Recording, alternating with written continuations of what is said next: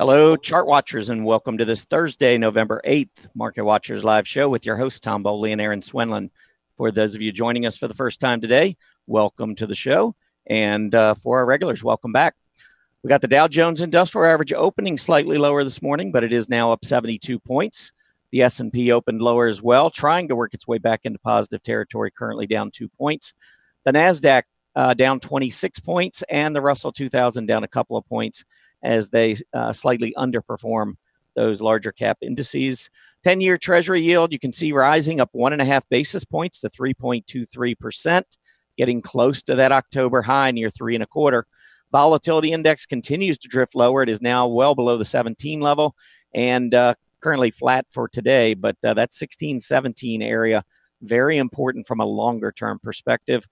Prior bear markets never saw VIX go below 16, so we want to keep an eye on that. As far as the sectors go, financials leading to the upside, having a pretty strong day, but you can see at 27.50, that is where we broke down in the second week of October, so that'll be worth watching. Discretionary stocks also having a strong day, but they too are at some key overhead resistance that we will need to watch. And a few stocks that actually broke out today. These are, I would say, 3 of the top 10 performers in the S&P. But I'm featuring these because they are breaking out above some key resistance levels. Discovery, you can see DISCA clearing the double top that we had in October, breaking out to a fresh high. Cardinal Health doing the same thing, double top from September and October, breaking out, good solid volume so far. And O'Reilly Auto Parts trying to make a breakout over prior highs as well. So those were 3 I wanted to feature. And to the downside today, utilities. So money rotating a little bit away from defensive stocks. Certainly did a lot of that yesterday, doing it a little bit more today. Utilities up near a recent high. So I think the chart still looks good from an absolute basis. But if the market continues to strengthen, I would expect to see further relative weakness in utilities and the other defensive areas. All right, Erin, wow, what a day we had yesterday. The market had a huge move. The NASDAQ actually up a couple hundred points and trying to get back a lot of what was lost back in October. How are you doing this morning? I'm doing very well. I mean, it's always good when the market does well yesterday, but yeah, it's kind of flat today is what I'm seeing. And, you know, when we had the big move to the upside yesterday, my concern was the lack of volume. So we'll have to see how this materializes, if we can get a continuation of what we just saw. But I'm still a little skeptical. Let's put it that way. I am not skeptical at all. I think that this is, I think we put in a pretty significant bottom when we saw the VIX and the VXN both jump to levels where we typically see significant bottoms go in. And I think holding those February lows was very important across our major indices. And I actually wrote a little bit this morning about that whole volume issue. And it just showed prior lows and how when you go through panic selling, the volume accelerates until you capitulate. And then normally when you rebound, you do have lighter volume. It's not, I pay very close attention to volume on individual stocks, but on the major indices, not quite as much. And I think, you know, just looking back at history, I just can't see the correlation between heavy volume and these bounces. But again, that's well, I don't know. I didn't like the last big move we had in October. The big, everybody was breathless with anticipation. It was so great, such a big move, and it was on such low volume. I was definitely seeing over exuberance this time around. I mean, that's why I'm skeptical, but I'm not like I was last time, which was laughing at all of the talking heads on CNBC and their unbelievable excitement. It was a little more tempered, it seemed like yesterday. Well, we've got the man who is going to bring all the answers to us today. Grayson Roze, welcome back to Market Watchers Live. How's it going, guys? I'm glad to be here. It's been a while. It has been a while. Things are going well. You surviving? Did you survive October? I am surviving. I'm watching the markets closely. Yesterday was quite the day. It's funny. I'm kind of in the middle of you. I was watching the volume stuff closely yesterday. I was intrigued by that, still very optimistic. I mean, I think this, especially putting this major sort of uncertain event behind us with the midterms in the US and everything, I think that's going to definitely set us on a new course. But the volume was interesting, especially even on some of those individual stocks that were jumping up 7%, 10%, 12%. We had some crazy moves yesterday. Even the volume on some of those was lighter than I thought it should be. But I'm still optimistic. I'm with you on that, Tom. All right. All right. So you're kind of half agreeing with me. I'm half agreeing. I don't like to fully agree with Boley here. So, I got to hedge my bets. But well, you're always welcome to agree completely with me. There you go. Yeah, you can agree completely with Erin. I don't mind being in the minority. That's where I usually find myself. That's fine. I think I get it from my dad walking that line, never really totally going to one side or the other. It takes a lot for me to do that. And I think that's really my dad's influence for sure. Yeah, well, dads are they're allowed to have influence, no doubt. Yep. All right, Grayson, if you can stick around with us, I know you got some interesting stuff you want to talk to us about, everything stock charts, but we'll get back in about 15 minutes. Is that good? Yep. I will talk to you guys soon. I got some fun stuff to share. All right. Awesome. All right. What we got, Erin? All right. Well, there you can see our upcoming schedule for the coming week. I think it'll be great to see Bruce Fraser on the 14th, and the 15th, we'll have Julius back. So two of our heavy hitters in the blog arena will be with us next week. Today's agenda, we are going to do everything stock charts. We just talked to Grayson, so that's coming up first. Scooter report will follow that. 10 and 10, our first symbol is going to be Ultra Clean Holdings, UCTT. And then we're going to finish off the program with a segment we call Turning Point. And we'll talk to you more about what that is about at the end of the program. So stay tuned. And Tom, let's get it kicked off here with some technical news and headlines. All right, let's move into the economic reports. Initial jobless claims out this morning. They were just slightly above expectations, 214,000 versus 213,000. And at 2 o'clock this afternoon, we'll get the latest from the FOMC, find out what the Fed is thinking. I think just about everybody's expecting them to remain pat as far as interest rates go, but it's always their wording and what they're thinking about doing down the road. They try to be very transparent. So traders are going to be listening to each and every word, trying to see how things are changing, what may change. I mean, we just had obviously the election. Don't know if the Fed maybe is, considering any of that. Probably not. But anyway, everyone will be on the edge of their seats waiting for the announcement at 2 o'clock. And the market can be somewhat volatile when that announcement comes out. So 2 to 3 o'clock after a Fed announcement, to me, is almost like amateur hour because it's just back and forth. You get so many false moves. But usually by 3 to 4, the market starts to settle down and show you the true colors. So anyway, anytime there's a Fed announcement, things are exciting. So we'll see how that goes. As far as the 10-year Treasury yield goes, let's take a look at that real quick. I mentioned it was up a couple basis points, and you can see we're at 3.23%. While we touched 3.25%, we really haven't closed at this level yet. 3.225 looks like the high close coming across here. Maybe this one day, maybe it was a 323 close.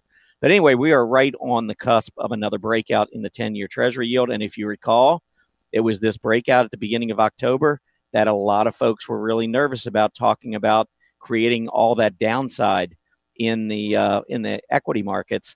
But here we are right back near that level again, and now the market is recovering. So you be the judge whether or not the rates really were the factor there or not. I think the market just needed a correction and has begun to move back up. But anyway, the level to watch here definitely is up around that 3.25% area.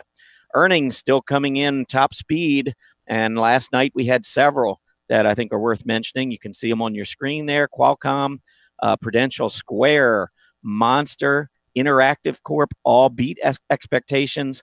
Wynn Resorts came up short of expectations and was getting hit pretty hard earlier this morning. We'll take a look at all those charts in just a minute. Do want to mention, though, after the bell, we are getting a report from Disney and Activision, a couple of big names that we will see their latest quarterly results at 4 o'clock this afternoon.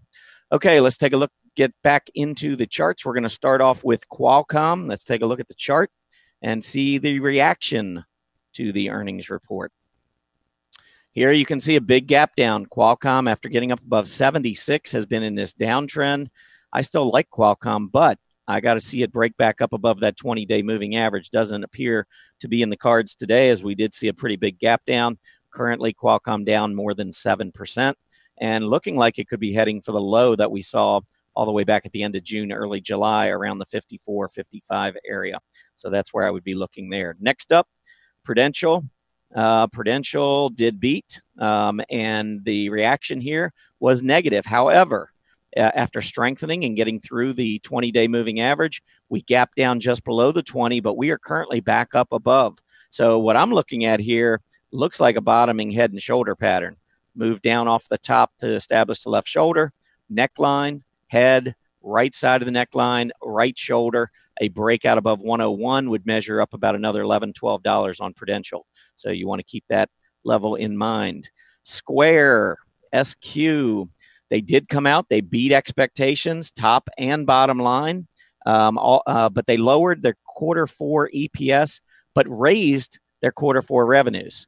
So the market took all of that into account and currently trading back down below the 20-day moving average. Volume very heavy. We want to watch to see whether or not this support area holds short term, which is around 72.5. If it doesn't, I'd be looking at that double bottom, which really coincides with the late July, early August low down closer to $65. Next up, Monster, MNST. Monster beat both top line and bottom line, but gap down $6.50 at the open. It's gotten a lot of it back, but it is struggling to get through that 20-day moving average. Obviously, leaving a long tail to the upside and going back down toward that low would be bearish.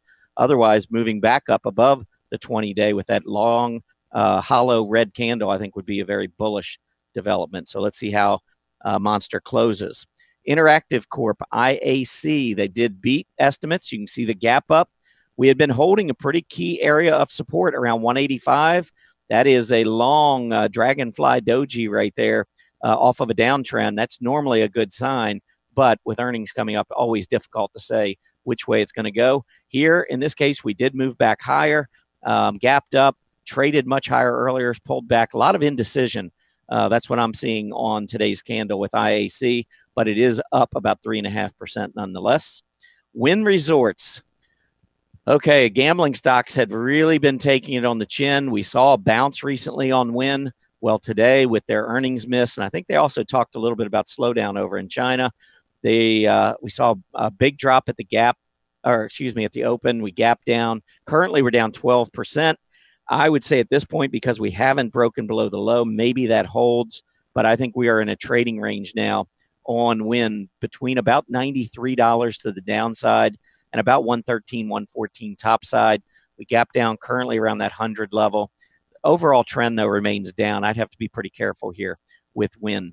Some other notable reports that I saw come out. Roku beat top line, beat on bottom line, guided in line. So there really wasn't anything horrible. I think they may have discussed us a little less than expected in terms of subscribers, and it may have even been in their guidance going forward. I don't recall. I've seen a lot of reports this morning.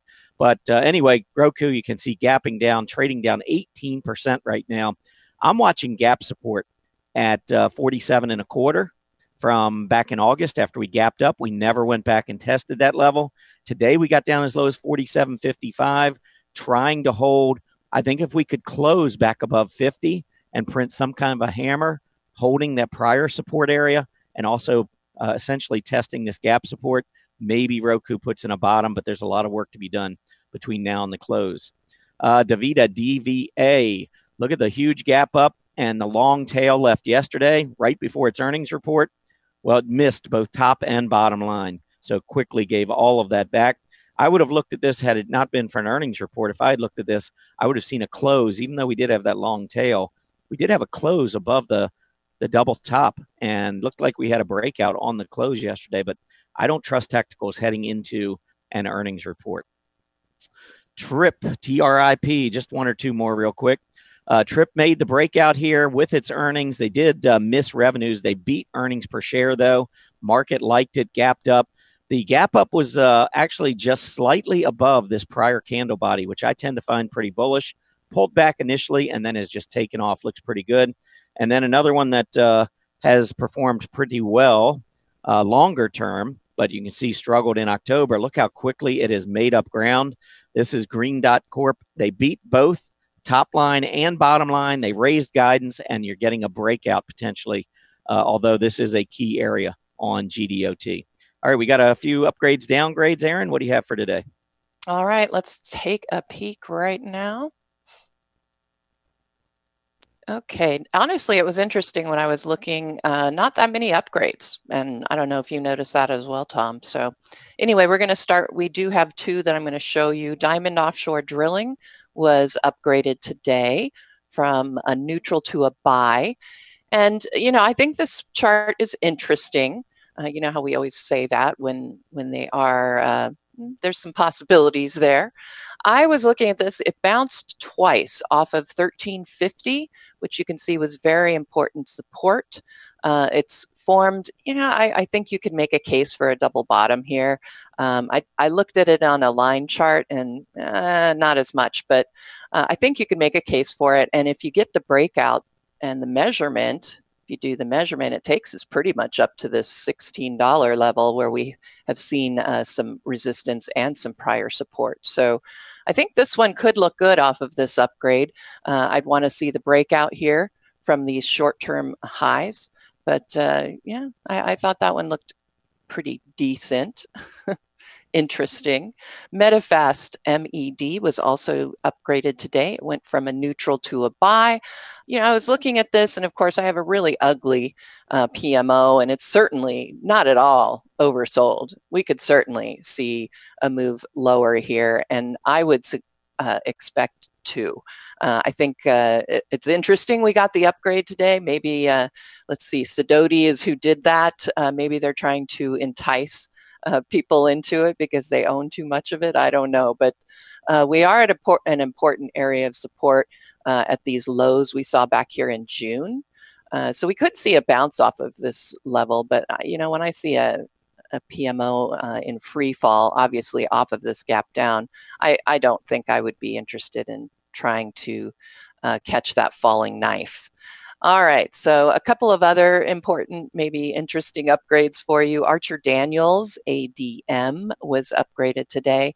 Axon Enterprises, AAXN, was also upgraded. All right, let's look at a few downgrades. C-Trip, here we go. And I pulled this one up on a weekly chart because the daily chart was really ugly and you couldn't really see support. So, excuse me, time to pull up that weekly chart to figure things out. I see the really important areas. You know, we had that low back in 2016, broke down below it. That also coincided with that top from 2014. Now we're sort of at that level here where we had a low back in the third quarter of 2015. And, you know, I marked it as a possible support level, but I wouldn't be looking at that truly as support. I think we're still going to be looking at a drop down to that 2250 level. And look at the weekly PMO, pretty darn ugly. DaVita, I'm not going to go through this chart too much because I know you just did, Tom, but DaVita was upgraded by Raymond James, or downgraded by Raymond James today from a strong buy to a market perform. And I did want to mention too on C-Trip, I'm sorry I didn't do that, but 3 different agencies downgraded it today. C-Trip, CTRIP. So that one was an ugly chart anyway, and 3 downgrades, excuse me, in a day. Not looking too good. DaVita, like I said, downgraded, strong buy to a market perform. Interesting overhead resistance arriving here. And I do see what you were talking about, Tom, and I would have been very suspect of this particular setup having come down from that low and then, you know, closing to that high and then closing near the low for the day. And then, of course, we got the big drop lower. So on the downgrade, that didn't help either. The last one I'm going to show you is Nordstrom's. It was downgraded by Gordon Haskett from a hold to a reduce. I thought the Nordstrom chart looked somewhat promising here. We're sitting on very, very short-term support at about that $65 level. I don't see it as super strong support. because I would be looking down here more at that 6250 level where we got those tops back here in October and a top back here in August. So I would be looking for a drop down to that 6250 level. The PMO is starting to decelerate, so I would be careful here with Nordstrom. And other big name upgrades before I bring on Grayson. Coty was downgraded today. Dean Foods, DF, was downgraded. Lowe's, LOW. Monster, MSTR, was downgraded. RH was downgraded today. And Square, SQ, was also downgraded today. And that's all I have for upgrades and downgrades. Time to bring you in, Grayson. Ready to hear some everything stock charts. Well, I'm ready to present. Hey, guys, it's been a while since I've been on. I am really looking forward to it today because I get to do something pretty fun. You know, sometimes I get to come on here and talk about the market, share sort of what I do as an investor. Other times I get to sort of put on my more official StockCharts hat and say, hey, we got something new to show you. It's really cool. It's going to help you use the site better, going to help you watch the market better. So I get to do that today. I'm doing a bit of a feature announcement. So hopefully you can see my screen. I am starting from our members dashboard. Now, if you're not a StockCharts member, this page isn't going to be familiar to you, but this is what you see when you log into your StockCharts account.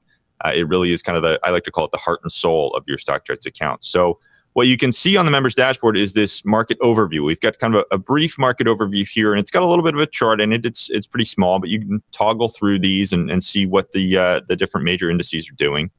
But one of the most important pages on our site that I think a lot of people actually don't go and visit as often as they should is our official complete market summary page. So we have that here with a link down below. If you click market summary, this is the market summary page. Now, this is a funny page because it always makes me think of John Murphy. This is one of John Murphy's absolute favorite pages on the site. I love talking to him about how much he loves the market summary. But this is our standard market summary page. And for a long time, this page has been what I would call sort of a table layout.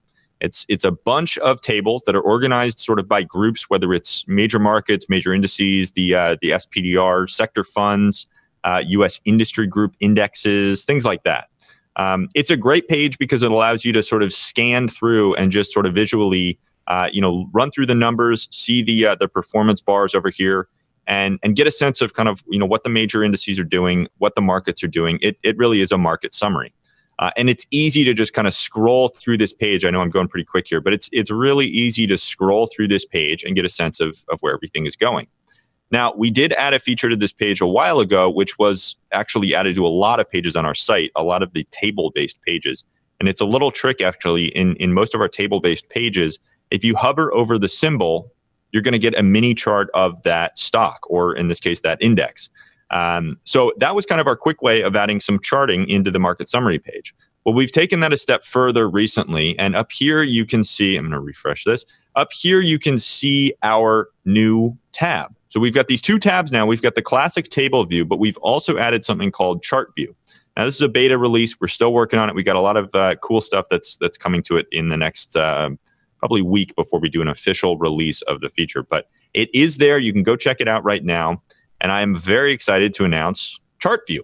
So Chart View is kind of the market summary page, but a little more focused on actual charts of those industries or those indexes. A lot of people like to just kind of run through the numbers, but some people actually want to flip through the charts and visually see what the major markets and the major indices are doing. So on our new Chart View for the market summary page, you get these smaller tables, a little less info. We just give you the price level and the performance here. But for each one of these, you can click on the different rows and you'll see that the chart there is changing over on the left. So it makes it easier and quicker to see more of I would call it a mid-size chart. It's not a full-size chart, but it's a mid-size chart that gives you a little more complete view of what that index is doing. And this works for all of our different groups. So we've got the major indexes here. If you want to see what the NASDAQ 100 is doing, there you click that and you got the chart of it. If you want to see what the sector funds are doing, maybe you want to see what industrials are doing, up a little bit today, you can see that. And you've also got these links under each chart for a sharp chart, a gallery view chart, a point and figure chart, and a seasonality chart. You can see the little label if you hover over there. So a very different view, but more of an expansion, I think, of the market summary page. And what's exciting also is that we're going to be rolling this out on a couple different pages, specifically our industry summary page. That one sort of digs into the industry groups that we have on the site. So you'll see this chart view being rolled out in a couple of different places around the site. But we do have our beta view out for the market summary page now. We actually just released it yesterday. And one of my favorite aspects of this page, something that I wanted to highlight here today as well, is that you can actually customize this chart. You can customize the look of it, the color of it, whatever you want to see. You can't really change the size of it because that's restricted by the actual layout. But if you want to add any sort of indicators to this chart, if you want to change the color, if you want to change the time period, whatever it is, you can do that. So what I wanted to show you was we've got a little note here that kind of explains it. But if you go and you pull up any chart, I'm going to pull up the S&P 500 index here. Now, this is my standard chart style. I'm going to cheat a little bit here, and I'm going to pull up I saved this index style for the summary page. So this is what the standard market summary page is going to have. It's going to use a chart that's very similar to this. Now, if you want to customize your market summary chart, you go in here. I'm just going to do something quick, like I'm going to change the color to dark blue. So now I got a dark chart. Okay, let's say I wanted to use a black chart on that page. So I change all my settings here from the Sharp Charts workbench. Then I go and I hit Add New Chart Style, and I do Market Summary. You can see there I've done Market Summary as the chart style name. And as long as your chart style is called Market Summary, we're going to pick that up on the new Market Summary chart view tab. So I'm going to hit Add. Now I've got that. I'm going to go back to my members dashboard, go over to the market summary page, and I'm going to hit over to the chart view tab. And you can see that my chart style now is customized. So now this is just a quick change, just changing the color. But if you want to add anything to this chart, if you want to add a whole bunch of indicators to it, again, change the color, whatever you want to do to it, you can customize the look of your market summary charts. Just make sure that your chart style that you save is called Market Summary. We've got this little box up here to make sure you read that, and you'll have all the info you need. So this, again, is a beta version. We're going to be adding a couple more things and rolling this out in a couple of different places around the site. So you'll see this more and more. Might even come back and do another announcement about it.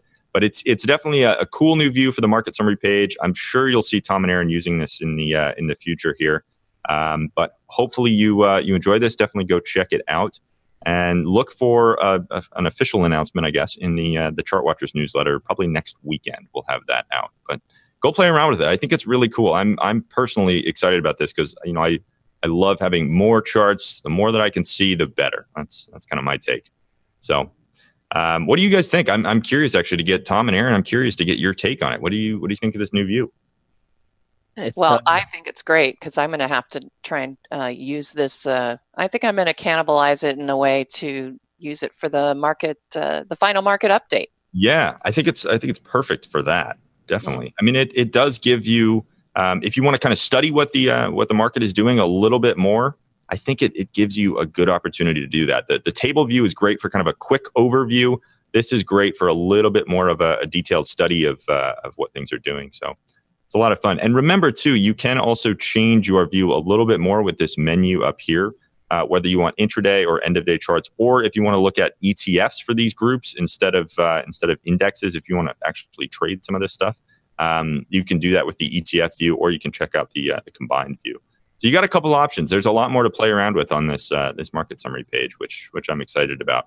And if you're a StockCharts member, definitely go and customize your market summary view. I think that's a great feature. Now you have to be a StockCharts member to do that because you have to have ChartStyles. So if you're not a StockCharts member, this is another good reason to go sign up. I'll tell you. I did want to mention one last thing too before I let you guys get back to it. We've got a very cool special running right now in the StockCharts store. So if you go to store.stockcharts.com, we've got something big going on. Search for StockCharts for Dummies. This is Greg Schnell's book. And we're running, you'll see the price here is $0. We're running a special on this book right now. We've had over the last, I guess it's probably been about 8 months now since Greg published the book. We've had so many people buy it and so many people write back into us and say, you know what? I love that book because it really helped me learn a lot more about trading, about the markets, and about technical analysis. But it also helped me learn a lot more about StockCharts, the website, actually, because so much of the book references our site. So we've decided that as kind of this limited time end of the year offer, we're actually going to give away the book. We do see so much value in this thing. We want everyone to have a copy of it. We want everyone to read it because we think it'll definitely help you use StockCharts better and chart better and just kind of be a more informed technician. So for a limited time, we are giving away Greg's book. It's totally free. All you have to do is pay shipping and handling. Wherever you are, you'll pay the shipping and handling to get the book to you, but we're going to give you a copy of the book. We do have a limit of one per customer, so you can only get one at a time. But we truly, truly believe, this is coming directly from Chip. Chip absolutely believes in the value of this book, and just we've seen so many people write into us and say how helpful it was for them. So we want to make sure that everyone has a copy. I think it's only going to help you. So head over to the StockCharts store. I think we've got some notifications up on the site about it as well, and we'll probably be sending out an email to our Chart Watchers list. So go subscribe to Chart Watchers. It's a good resource. But definitely go pick up your copy of this book. All you got to do is pay the shipping and handling. So sounds like it sounds like a rather inexpensive Christmas present if you don't want it yourself to give. It does. Yeah, I know what I'm getting Greg Schnell for Christmas, a free copy of his own book. Good. That's pretty funny. Now, is it true that if I write a book that you all are actually going to start paying people to take the book? We might have to. I'm not sure anyone would want. No, I'm just kidding. Tom, you know what? Everyone post in the chat thread there and say, Tom, you got to write a book. We need a book from Boley here. It goes to book from Boley. Come on. Oh my gosh. Missed opportunity. I don't have time for a book. Yeah. Carl and I have been talking about it for a while and just you guys not materialize. Yeah, you keep us so busy here at StockCharts. I mean, that's true. It's hard to find a little extra time. I know. All right. Well, that's what I got for you guys. I'm excited to be here and excited to get this new feature out. I think the chart view is going to add a lot to our market summary page. Hopefully, everyone goes and plays around with it a little bit. And again, go create your own market summary style. I'm curious to see what you all do with that view. Hey, Grayson. Yep. While we've got StockCharts for Dummies up on the screen, sure. Can you go back and show one more time how you customize? I mean, I'm sitting here looking at this. Sure. It's the first time I've seen it as well. I mean, we talked about it a little bit before the show, but it's pretty cool. I mean, I think this can be something very useful, but I'd like to see how you did that one more time. So I'm going to pull up an index because the market summary page is all about indexes. Now, again, this is my default chart style. But if you go down here to this row, it says chart styles. Okay. And so you can select your different chart styles from here. Okay. And you can hit add new to create a new chart style. So you customize all the settings that you want, set up everything, add the indicators and the overlays and the colors and everything that you want. And then you hit add new and you call that new chart style market summary. 2 words. Market summary is the name. So my recommendation, actually, what I did here was I pulled up, since I saved the original. This is what the original market summary, the default market summary view is going to look like. And you'll notice here, one key is that the size is 460 pixels. So we are limited on that page in sort of the space that we're putting that chart. So 460 is going to be the max width of any chart that you can put in there. So if you set the size of your custom chart style, your custom market summary chart style at 460, that's going to work best. From there, you can add anything that you want. So you can go and change the color to, let's do sand in this one. And maybe you want to do the full quote on there or something like that. You can customize it with anything you want. And then again, hit add new in this row and call it market summary. Hit add and you're off to the races. There you go. So when I go back to the market summary page now, if I go over to my members dashboard and I hit market summary, in the chart view, you'll see that I now have that as my custom style. So you can customize it in any way that you want. Just make sure that your chart style is called market summary. Okay, so there's no way to put annotations in there, though, correct? No. It's just going to be the sort of the look and feel of the chart. Not going to include annotations. But you can always jump right over to the SharpCharts workbench from here. So if you're looking at, let's say you're looking at the S&P 500 and you click the Sharp Charts button, that's going to jump you right over to the Sharp Charts workbench. So from there, if I pull up, this is kind of my index style that I look at. So from there, I could jump over and actually see a full size view of that chart. So, and then you could, annotate it from here. But market summary, remember that your chart style has to be called market summary. All right, cool. Well, we certainly appreciate you taking the time to come in and show. That's a pretty cool feature. Yeah, absolutely. Yeah. All right, guys. I'll talk to you soon. Okay, appreciate it. Thanks, Grayson. Wow. Excellent. Yeah, there's always something new going on. And I tell you, this is going to be an interesting feature, because being able to go in and custom the views on those market summary charts, I think will add quite a bit. And it looks like it's pretty simple to do. So definitely check that out. And, it'd be nice to get some feedback too from those of you who are out there watching this, maybe in the at the end in that survey. If you just give us a little feedback, what you think of that initial view.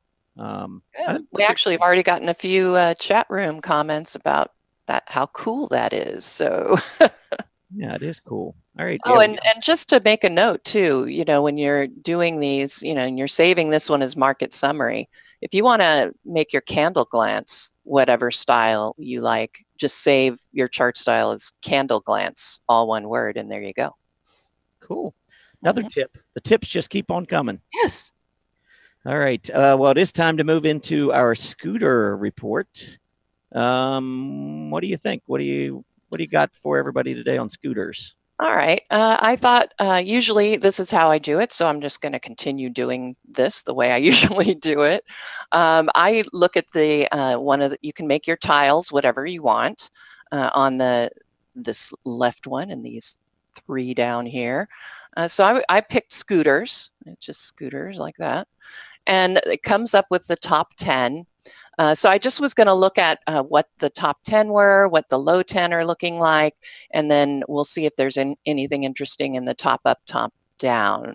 And instead of having to try and go through here and look at all these little charts like this, I'm going to use the candle glance button, and I'll get my candle glance style. So remember, I saved my candle glance as this decision point style with the PMO, with the 20, 50, and 200-day EMAs. So I have all the information that I like to have when I look at the chart. So this is the candle glance of the top 10. Okay, so this top 10, I believe, large caps. So as far as their scooters go. So I like to look at these and maybe see if there's something that's strong here, that maybe there's a turning point. And look at this. This one's coming right to my attention, and that's Discovery. And I'll show you why.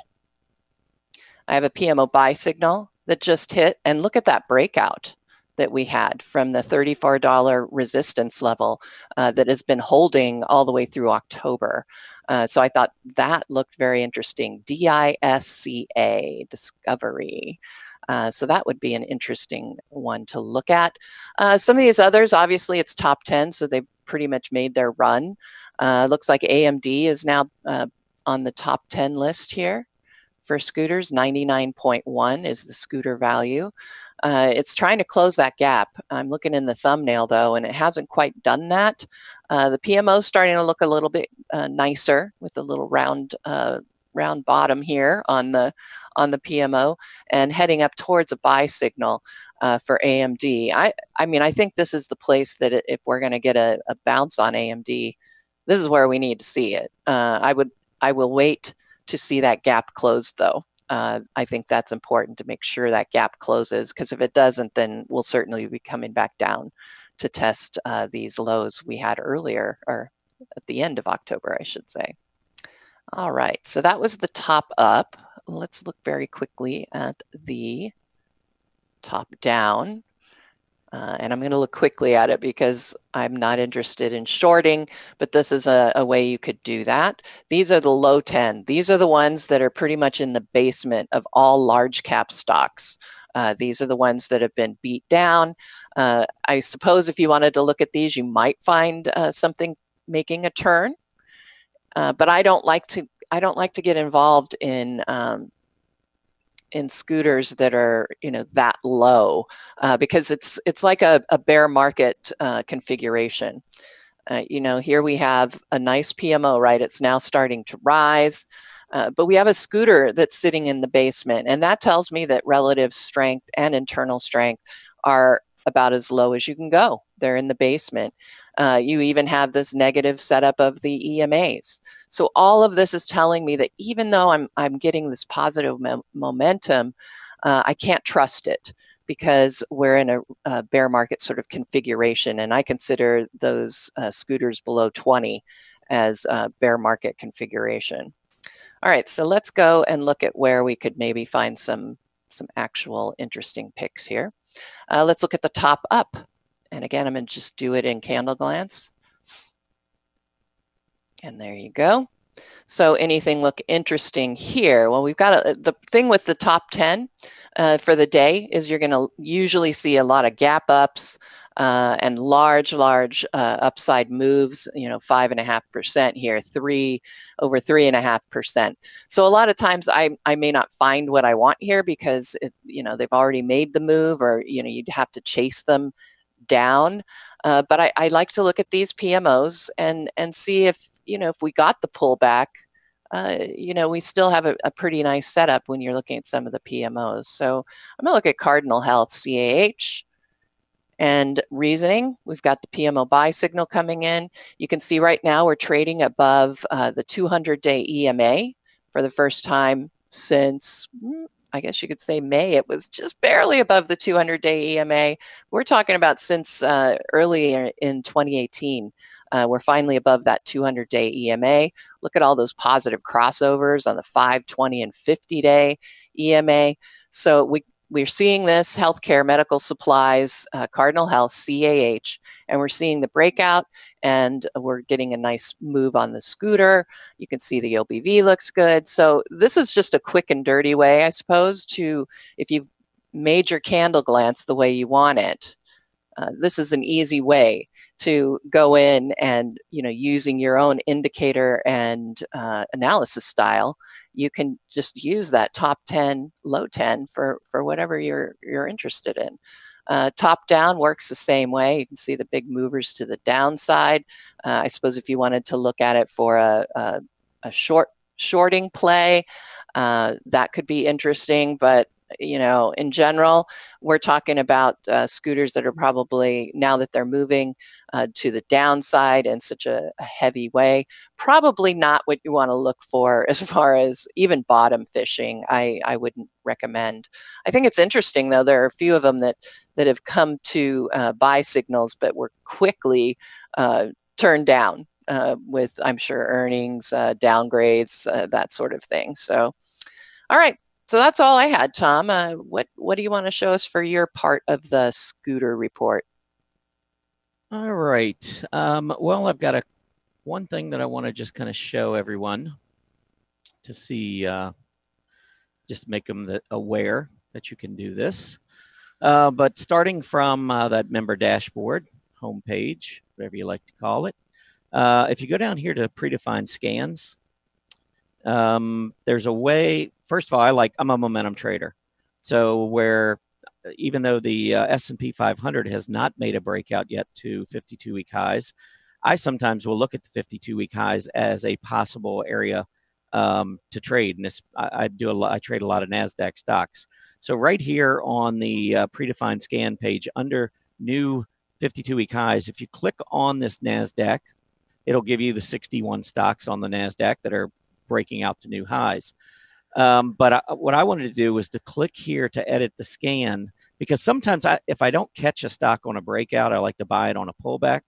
So one way that you can catch these pullbacks, potential pullbacks, is to go in after you click. I want to make sure everybody saw that again. This click here to edit this scan. If you click on that, one thing you can do is change this. Remember yesterday we had a huge day up on the NASDAQ.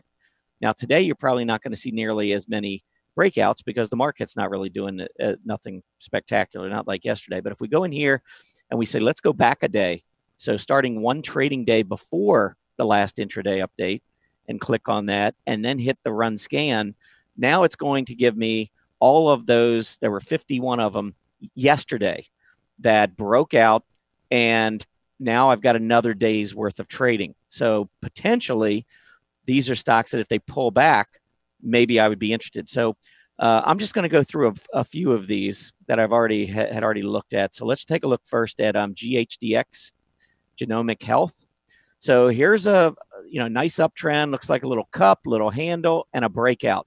Now today the stock is down almost 6%, but it's got pretty good gap support as it gets closer to that 80-81 level.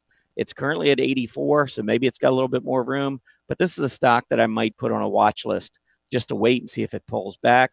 Some might say, well, what if it goes all the way down the bottom of gap support? Well, it's possible.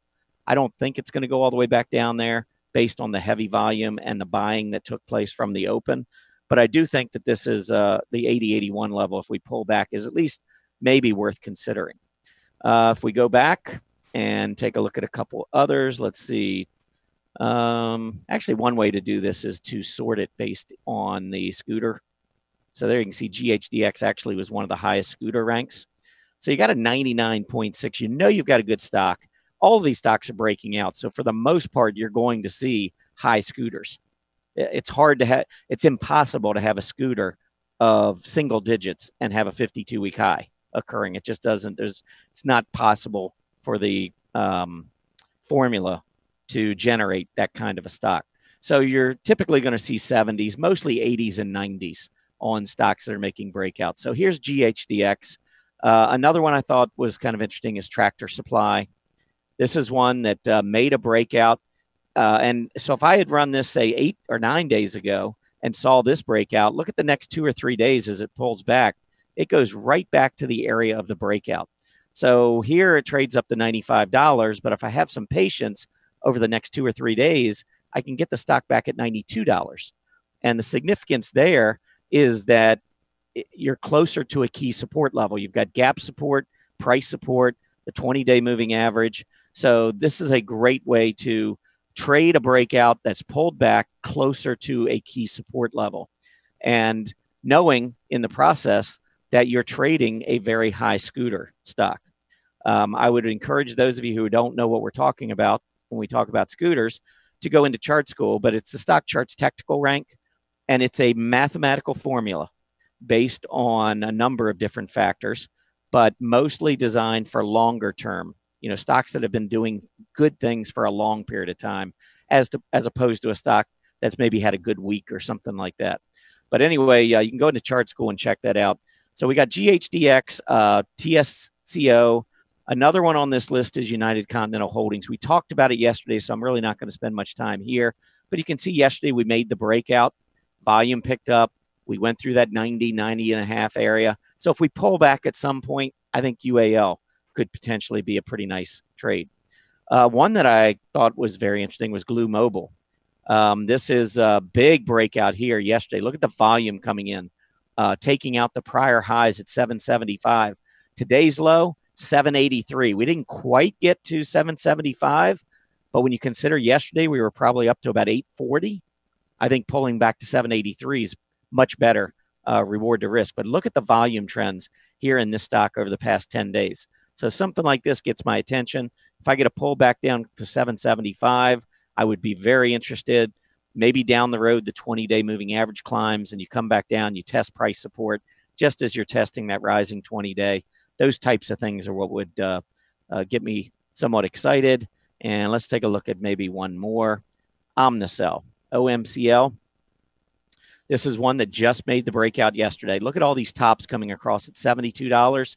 There's your breakout. Volume picked back up again to 500,000 shares, which if you go back and look, 500,000 shares is pretty good volume on the stock. Confirming that breakout, you had a nice move to the upside, little flag, breakout with volume, and take out all these other prior highs. I think OMCL likely will go higher. And I think I've mentioned this one before. It's a really strong relative chart. So here's your medical equipment pulling back. Yes, this pulled back, but we're now breaking out with the group not breaking out. So what does that mean? We got a really strong stock in a space that is still fairly strong as well. Here is OMCL relative to the S&P, and here is the medical equipment space relative to the S&P.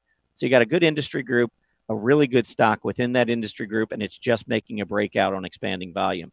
All of that, again, comes from looking back just at recent 52-week highs and just sorting them in the scooter order.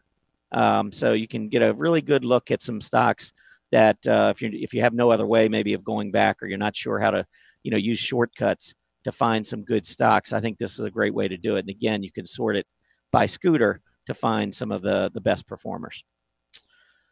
All right, that is it for the scooter report. So let's go ahead and summarize what we just talked about, and then we can go on to the 10 in 10. Mm-hmm. I'm still adding these last-minute symbols here. There's so many ways to use that scooter report. I mean, we've talked about a lot of ways. There's probably a lot more than what we've even talked about, to be honest. Oh, exactly. I know we've gone about it all different kinds of ways, starting from the scooter report, starting from the top 10, going through now today, the predefined scans works out well. So excellent. All right. So it looks like we have, all these coming in right at the last minute, and I didn't tell everybody it was closed. So I'm kind of giving everybody a little bit of an opportunity to get one in here. Okay. So now I will go ahead and I will get that RRG, and then we will look at UCCT as our first one. So let's go ahead and share the RRG. There we go. Really a mix. I don't see too many outliers on the chart. Looking at our sector choices here, consumer discretionary, healthcare, big ones as far as what we're getting requests for. So I think that's pretty interesting. The discretionary and healthcare are kind of back up there, where we've had a lot of staples, and we've even had utilities. Of course, back in the really good bull market, lots of technology, but not today. All right, UCTT. All right, let's start with that one. Don't like the stock, I can tell you right now, and I'll tell you why. First of all, UCTT has been in this downtrend. It's been in this channel now throughout 2018. Yes, semiconductors have been weak. As you can see, here's the semiconductors. This is its industry group, and it recently set a 52-week low as well. But all of this downtrending in the stock, you could see throughout, until the last 6 weeks or so, we were not really downtrending in the semiconductor. So what you have is a stock that is one of the weakest relative performers in the group, and very weak, obviously, relative to the S&P.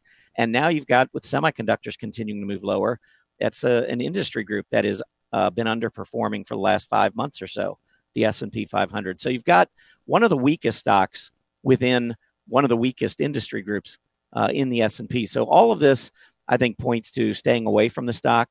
Now, I did circle this move where we got through the 20-day, and maybe you're looking at this and saying, well, maybe this is a change of character. We're starting an uptrend. Couple of things. Number one, look at the volume. There was very little volume coming in on this push back up above the 20-day. That bothers me. And if you go back and you look at this chart, how many times has it gone through the 20-day only to fail? So if you're going to get into a stock that's been downtrending simply because it's beginning to get above a moving average, you want to make sure you keep your stop in play beneath that moving average in the event that it starts to turn lower. Here was a beautiful example. Here we even had a little bit of a pickup in volume, went through the 20-day, and if you just held, look at how painful this would get. So here, there would have been some opportunities to get out on the move down below that 20-day moving average before it continued its move down. Here we go up through the 20, volume's light. Look at the volume pick back up on the move right back down below the 20. I think this downtrend remains in play. I'd stay away from UCTT. All right. The most popular in the chat room currently, and our next symbol will be Canopy Growth, CGC. People are interested in some weed today. Yeah, I mean, the group has definitely gotten back into favor a little bit. CGC makes the move through the 20-day so far, holding it on pullbacks. Look at the volume coming back through. I could make an argument that, we've got the momentum back into this group, but this is another one where we had a pullback, and now we've moved back through the 20, come down. We've tested the 20. I would want to continue to watch this 20-day moving average. Very similar to what I just talked about with UCTT.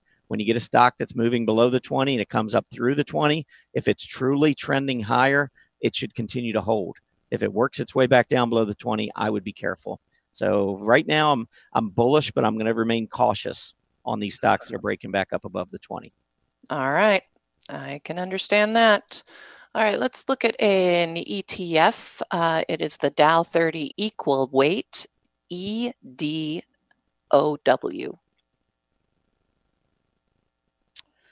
All right. Well, I mean, obviously, you're just equal weighting all of the components of the Dow Jones 30. And you can see we are getting pretty close to that high that we had back in October. It's not very heavily, not much volume in it, but I wouldn't worry too much about that because it's going to be designed to track the underlying stocks. It doesn't trade on its own. It trades based on the other 30 stocks. So I'm fine with it. I'm bullish the market. I think this is a one way to equally weight all of the Dow components, so you're not overly exposed to one or two or a handful of stocks.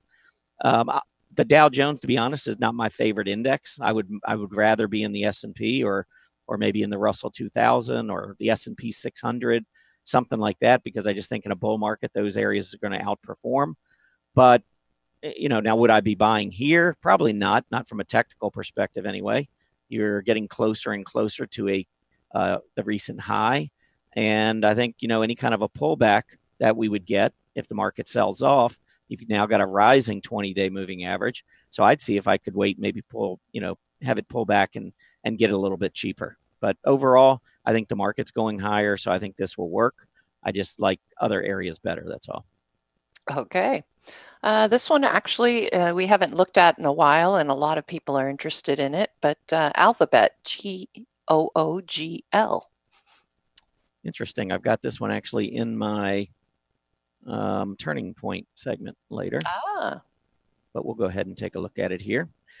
Yeah, I mean, it's up against that 20-day. It did make the breakout. The problem I have with Google is not as much Google as it is just the internet space itself. If money is rotating away from internet stocks, which I believe it still is, then Google's just got less money to perhaps draw from the other internet stocks. So I think the move back up above the 20, if we can hold and close back over this 20-day, I think you could trade it in the short term. I would just be careful and have a tight stop because I don't trust the overall group. I do think Google's a great company. I think eventually market's going to take off, earnings will expand, and we're going to see Google going higher. But as a short-term trader, I don't want to just ride it up and down all over the place. So I would continue to use that 20-day moving average. We're trying to bounce back off the low from earlier today. I think if we close over the 20, I would be a little bit more bullish. If we close below the 20, and certainly if we get back down and take out the low from yesterday after that huge move, I think that would be a very, very bearish type of an event from a relative basis. So just because the overall market is so much higher than it was at yesterday's low. So Google, I think, is okay here. I just think there are a lot of others that are better. Okay, sounds like, yes, I kind of have to agree with you there. This one's our only real estate request, Realty Income Corp. O. Yeah, I think O looks great. I was looking at this chart earlier this morning. I think the breakout, I think they came out, they reported better than expected revenues and earnings recently. Got a nice breakout. It's in real estate, which obviously has been a pretty good performer. It provides you a little bit of safety because it is in that real estate, more of a defensive area. So it's probably, if the market just continues tearing to the upside, you might see a little bit of relative underperformance in the stock, but you're also going to get provided some safety on, if the market goes through a rough period. So I would, similar to what I was just talking about on these last few charts, I mean, you can see we get these pullbacks and the rising 20-day has been providing some pretty good support when you've got a PMO or PMO too, probably, or a MACD, any of those momentum oscillators, when they're going up, I view the 20-day moving average as pretty good support on pullback. So I'm okay with O, and I think, again, it provides a little bit of safety on in the event that the market sells off. Okay, excellent. Next one I'll give you is NGVC, National Grocers by Vitamin Cottage. All right, I'm looking at sideways consolidation off of an uptrend. So I believe eventually we're going to get a breakout here. Is it going to happen anytime soon? Hard to tell. But that gap up, and I talk about this a lot, when you get a big gap up like this on heavy volume, notice when we came down, we didn't go down and fill the bottom of the gap, only to the top of the gap. That would have been a buy point to me. Now we work our way almost all the way back up to resistance at 19.5, 19.75, and now we work our way back down. I think we are simply basing and consolidating off of an uptrend, so I think eventually we break out, but I think the best entry is down closer to 15, and I would be exiting close to 19.5 until we get that breakout. Okay. Next one is MTCH, and that is, well, you should probably have it up there now. Match Group, MTCH. Oh, that's right. I don't know if you ever had to endure a trip on Match.com. I did. Well, apparently, apparently there's some some bad matches going on here with your money in the stock, because big gap down yesterday. I'm assuming earnings related, but I'm not sure. The stock was trading over 51 and gap down to 44. Big volume, continued lower. It actually lost some of the support over here that I was drawing in. I think that it's probably a sell at this point. You know, went back up just a little bit above yesterday's high and now pulling back a little. I wouldn't be surprised to see it move lower from here. I would avoid it. I'm not a fan. Yeah, I avoid Match.com now very much. It's okay. Let's see the next one. Celgene, CELG.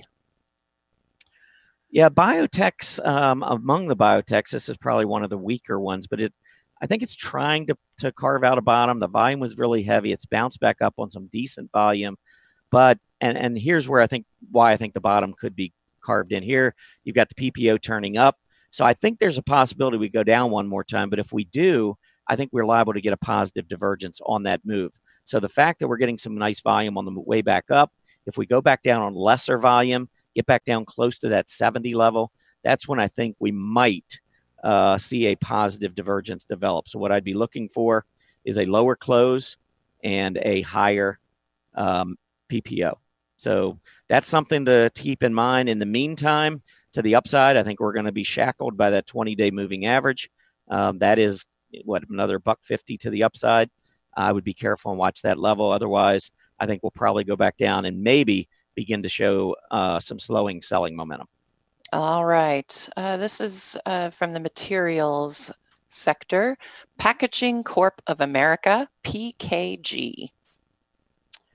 Yeah, a lot of volume here on the selling. I have a feeling this one is about to roll back over. We are getting some decent volume on the push back up, but I just think, and I'm going to go out on a limb and say it's going to happen in this gap resistance zone right here.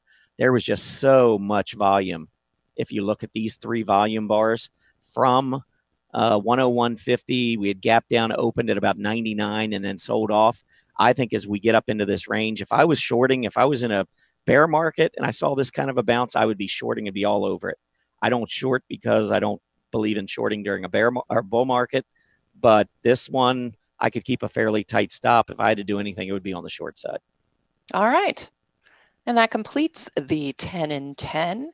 Here are the symbols that we just went over. It's coming up right now. If you'd like to go and copy those charts or look at them more closely with the annotations, just go to the blogs tab, click on the Market Watchers Live blog, and you'll find the link to our Market Watchers Live chart list. And you can look at the last 3 days of 10 in 10 symbols. So, hey, Erin. Yes. I think we skipped AEO. I'm just looking at the list because I only had 9. So I will annotate it so you'll have it in the in there later in your Market Watchers Live in that recap. But I do want to say that the stock is coming up today, but testing some overhead gap resistance from the gap down the beginning of November, and you can look at the annotation later. All right. Thanks for catching that. No problem. Okay. Well, it's time now for our final market update. So let's go ahead and see what's been going on since we last left the market. All right, here we go.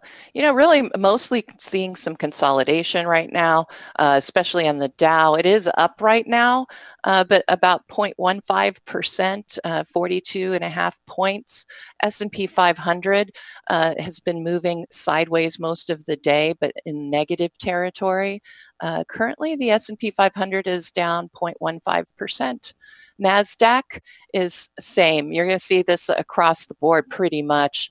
NASDAQ is consolidating sideways. OEX is consolidating sideways, and mid-caps consolidating sideways just under yesterday's close. Russell 2000, however, is now on the positive side. It is currently up 33 cents, so 0.02%, not a whole lot, but it is on the positive. TSX, Canadian markets, have just dipped down into negative territory. We had been consolidating sideways most of the day. TNX Treasury yields are on the rise. Looks like they may have hit the intraday high, though. We'll have to see. 3.23% is what our 10-year Treasury is at right now. UUP, look at this nice move. You know, we had the big gap down yesterday, formed somewhat of an ascending triangle, got the breakout from that triangle, and now today we're just really making that move to the upside. I have been waiting for this, as I know you have, Tom, for the dollar to finally break out. It looks like we might have that breakout today anyway. Gold sliding lower, not a surprise again when you look at the dollar having such a great day. I think gold is still suspect, but you know, I'll have to look at that chart more closely tomorrow. Carl will be going over it in the weekly wrap. TLT bonds unchanged currently. USO is down just under 1%, currently reading at 12.95. And that's all I have for this portion of the final market update. What you got, Tom? All right, I'm going to take a look, just an updated chart that I've gone over recently. Here's the S&P 500. This is a 3-month hourly chart. So this is the nice rally that we've seen now for a little bit more than a week. But I had mentioned yesterday when we got through that 2760 level that the next key area was going to be this reaction high in mid-October, just above 2810, kind of between that 2810, 2820 level. And you can see that's right exactly where we got up to earlier today. And we're struggling. So I'm not surprised that we're not just going right through this level. I think to the downside, we want to watch this 20-hour EMA, which is currently at 2785. I think as long as we hold that and then make the breakout, I'm still fine with all the action that's taking place right now.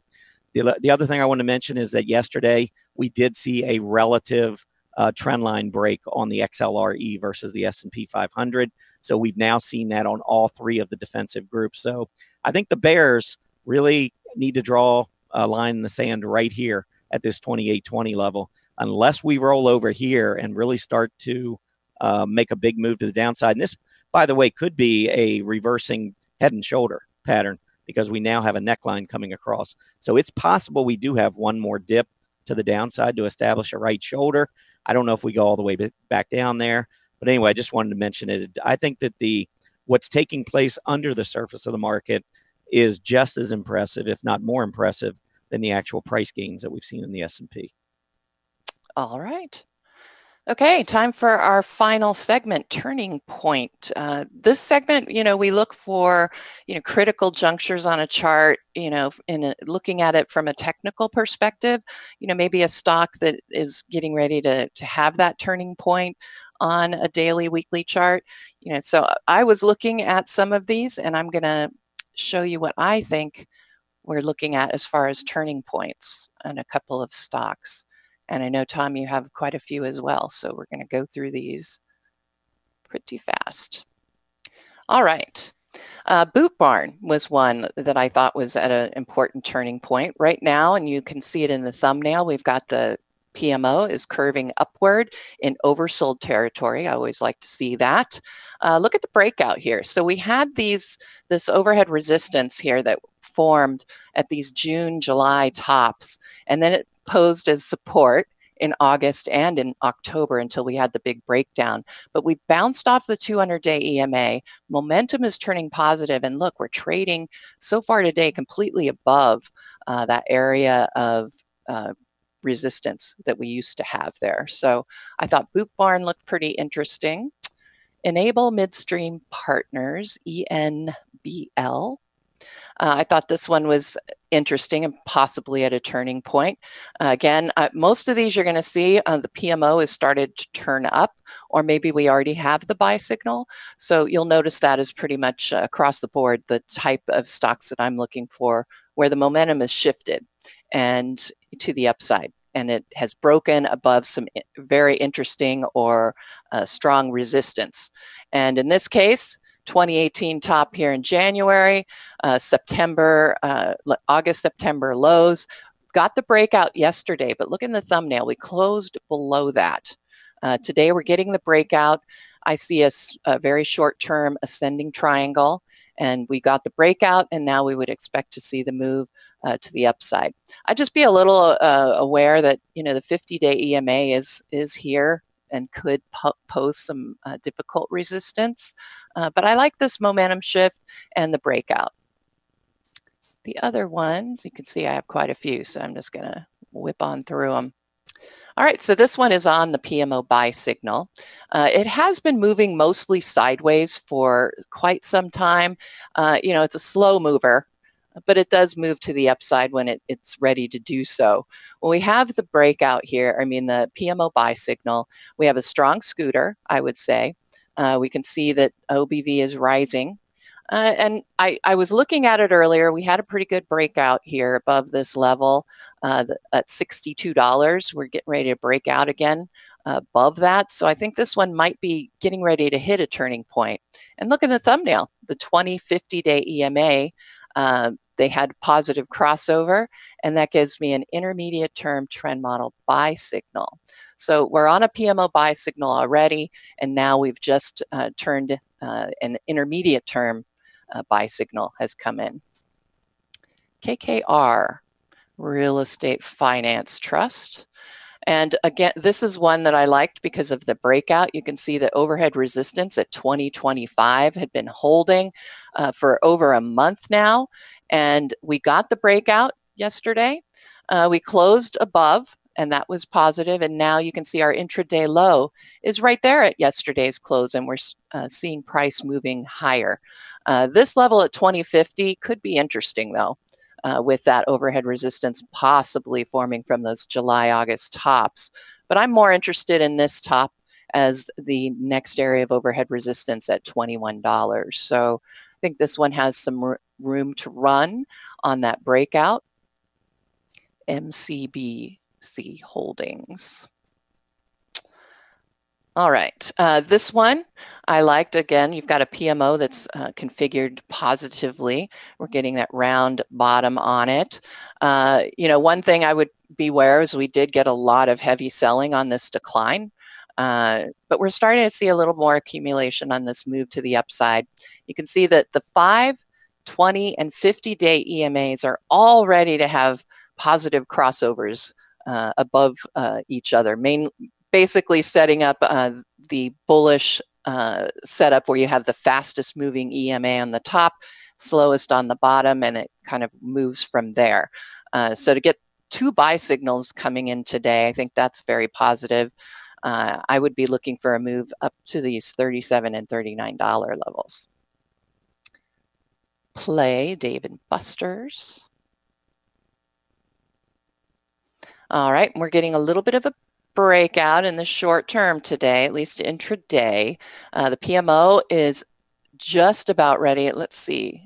It hasn't quite had the PMO crossover. We don't quite have that yet, but we could see that at the end of the day. Look at that nice move on the OBV. Could make a case for a flag that is in the process of possibly executing right now. Price today has been holding above that $60 level. So I thought this one looked like it might be hitting a turning point here. If we get that breakout. Rowan and Company. This one, you know, since picking it, looks like it's gotten a little bit more ugly. We do have the PMO turning down below the signal line at this point. So I would add this to the watch list. What I liked was yesterday we had the breakout above 17. I'm not liking the pullback below the $17 level, though, and those EMAs that looked like they were set up for a positive crossover and some buy signals. Not quite yet. So this one could be at that turning point. Not quite there yet. You want to watch those EMAs and the PMO and see if we can't get that to turn back to the upside. And then finally, the last one, Zimmer Biomet Holdings. This one I think is close to a turning point. I'm going to actually annotate this one for you. All right. I am lining up. Notice this is where we had the gap started, and it was also where we had overhead resistance back here in May. And then it matched up to these short-term tops here. We have a little bit of a gap here that's where we're in the process of possibly getting ready to close. PMO is turned up. I'm not really thrilled with the setup of the EMAs, but it's been in a pretty steady decline. I mean, it went from 132.50 at the beginning of October down to 112.50. So it's been a rough ride, but we're now getting that breakout. We could be looking at a possible turning point or a move. Let's see. I would put this as the next level of resistance because we do have these lows right here in the short term. And it does seem to match up nicely back here too with the February, March tops. So that's the next area of resistance. I'd be watching that, but we could be at a turning point here for Zimmer Biomet. And I say that because we're getting that shift in momentum and this nice little short-term breakout. So those were my turning point stocks. What you got, Tom? All right. Well, I am going to give you some stocks from both a bearish and a bullish perspective. First thing I'm going to do is I want to start with the internet group as a whole. I am still bearish on this group until we start to see, a continuing type of move to the upside. I think you got to be really careful in this space. We have continued to downtrend. Look at yesterday after the huge move that the overall market saw. We did manage to close barely above the 20-day. And now today we're right back down below our low from yesterday. So internet stocks are very weak. So let me take a look here. I wanted to go back to the very first stock here. So here's Facebook. Facebook got the gap up with earnings. We continue to drift lower. We have not been able to close above this 20-day. One time since the big gap down in July, one day we've closed above the 20-day and we came right back down below it. So to me, as long as we continue to close below the 20-day, I would not be at all interested in Facebook. I have on record of saying I think Facebook's going to 100. I don't care what the overall market's doing. I don't like the pattern on Facebook in the long term. I think it goes lower. And I guess part of it is maybe just a personal bias that I just think that the company, when they came out with these earnings back in July, the stock was trading at an all-time high before they delivered a bomb to the market saying that they were lowering their future operating margin from 45% to 35%. I think you don't surprise the market with that, and I think it'll be a while before Wall Street forgives them. But again, that's just my opinion. I think the downtrend continues here. Next up is SINA, S-I-N-A. Again, this is in that internet space. These next few stocks are. Got back up above the 20-day. We are testing the 20-day right now. I think this is a turning point right here for SINA. If we can't hold on to this 20 and we move below, keep in mind what has happened before when we've had these threats of breakouts above the 20 and we fail. So watch this 20-day moving average on SINA. Google. Actually, I've got a chart already set up here. But Google, as I mentioned earlier, got through the 20. I don't like it turning back down. And again, with the overall internet space so weak, I would be careful with Google. NetEase. Again, if I was shorting, this would be on my short list of those I wanted to short. Huge gap down on very heavy volume back in August. Let me annotate this, show you exactly where that level is. Right there. And if you want to go to the intraday high right here, I think 238 to about 241 is critical resistance on NetEase. Today's high was up to 238 and change, testing this area, and we have reversed back down. Yes, the short-term PPO looks great, but we have not cleared a major area of price resistance. So, and look at the volume. Volume's just been kind of light, as opposed to the massive selling that took place back in August. I'd be careful here. All right, let's move on. Next group.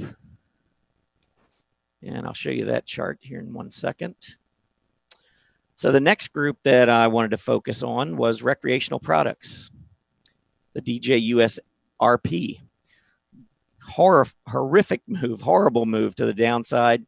Here is your bounce. Volume is drifting lower, gets to the 20, can't get through, and we are sitting right up against 20-day resistance. So again, if I was looking at this as an area maybe to look for from a more bearish perspective, I think next up would be NLS. This is in that space. Huge gap down with massive volume. I'm assuming that was earnings related. It's made its way all the way back up, actually went just above gap resistance, which was above $13, printed a bearish engulfing candle, and is starting to roll back over to the downside. I think this is clearly a turning point for Nautilus Group. Next up, Winnebago.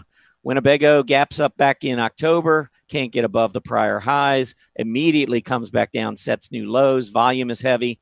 Now we move back up on, well, not bad volume, but lesser volume, and can't get through the 20-day. Thinking about rolling over, I think it really needs to get through $30, which was the price breakdown, before I would begin getting any more bullish here on WGO. But with the group being weak, I think this one more likely than not heads lower. The next one, I think we talked about this one the last couple of days, maybe on 10 in 10, yesterday or the day before. Camping World Holdings, this is in that recreational products group. And here off the downtrend, we bounced to the 20-day. We've started to roll back over. We're up today, but I think if we get back up to test gap resistance, I think you'd keep a tight stop. I think the stock goes lower. Let's move on to bullish areas. Retail apparel, or apparel retailers, breaking out to a new high. See that double top? I don't know if you realized it, but yesterday we were down intraday while the market was having a good day. But this group came roaring back in the afternoon, set a new 52-week high, and it is continuing to go to the upside. Apparel retailers have been one of the strongest areas of the market. And so I would be looking in this space for stocks either on pullbacks or maybe on breakouts.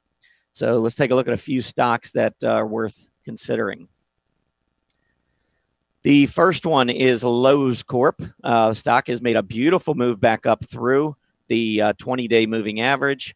It's pulled back a little bit today. I think it could pull back a little bit further. I think this is could be a turning point. You can see this is where some of the selling took place here on the stock back in, second week of October, and now it's made a move back up.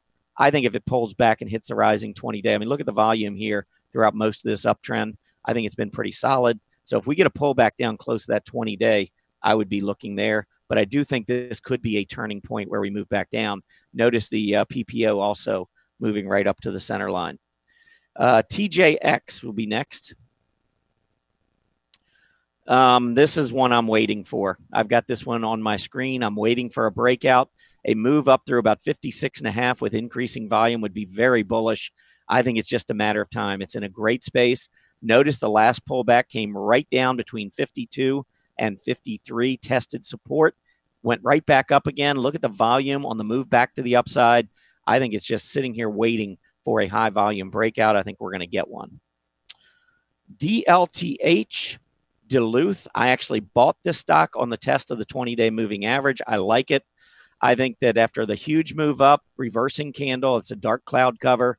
We went back down, consolidated. Look at where these lows came down to, right at about 27.5, 28, which was that prior low.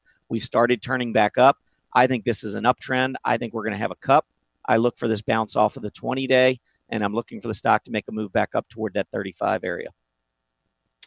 So I think this 20-day moving average to me is a turning point. Kohl's, KSS. Whoops, no, wrong one. Let's try this again. Kohl's, KSS. This is a nice looking chart, but we're at a key area of resistance.